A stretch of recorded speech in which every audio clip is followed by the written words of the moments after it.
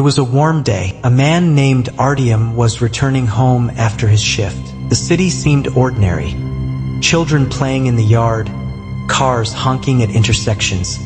The sky painted in soft sunset hues. But upon entering his apartment, he felt something was off. Silence, not a sound, only the faint creak of floorboards beneath his feet. On the couch sat his younger sister, Ira. She was exhausted, hair disheveled, dark circles under her eyes, clothes dusty. A bright red dot adorned her forehead. "How are you?"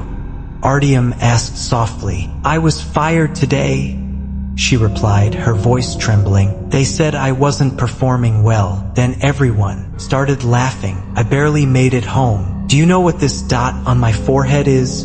Artyom shook his head. They ate dinner in silence. That night, Ira was the first to fall asleep. And then something strange began. In her dream, she found herself in a gray, empty world. The air was thick with silence. In the distance stood black figures. They just stood there. Ira felt their gaze even though they had no faces. Each day, with every new dream, they stepped closer, and the dot on her forehead grew brighter. Reverso context: "I'm not just dreaming. I'm there," she told her brother in the morning. "They're coming for me." Wikipedia: a week later, she fell asleep during the day and never woke up. They found her with a distorted face, as if she had died in terror. The police found no signs of violence, only a strange mark on her forehead, almost like a burn.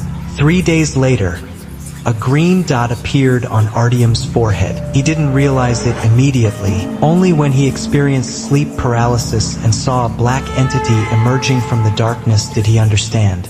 The nightmare had begun for him too. The entity approached and whispered, "Complete my task, or I'll come for you and everyone you love."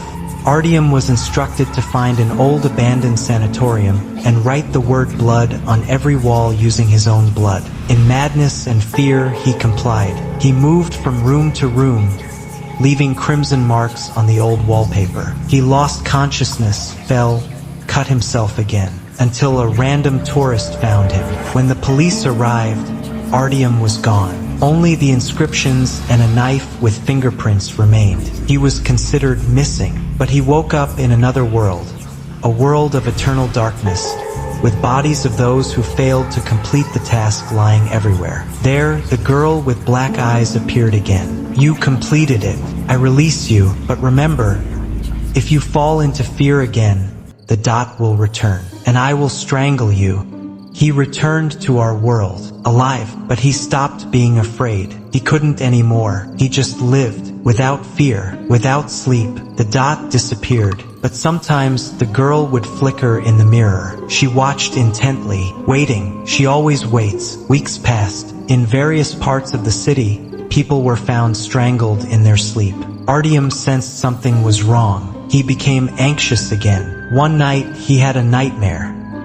The girl approached him and began to strangle him. In panic, he woke up, drenched in cold sweat. A new dot, black this time, appeared on his forehead. Wikipedia: he realized time was not on his side. So Artyom devised a plan. He stayed awake for an entire week, exhausting himself to the limit.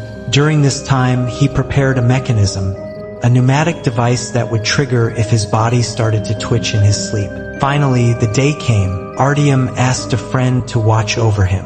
As soon as he fell asleep and began to move, the friend was to wake him. He fell asleep.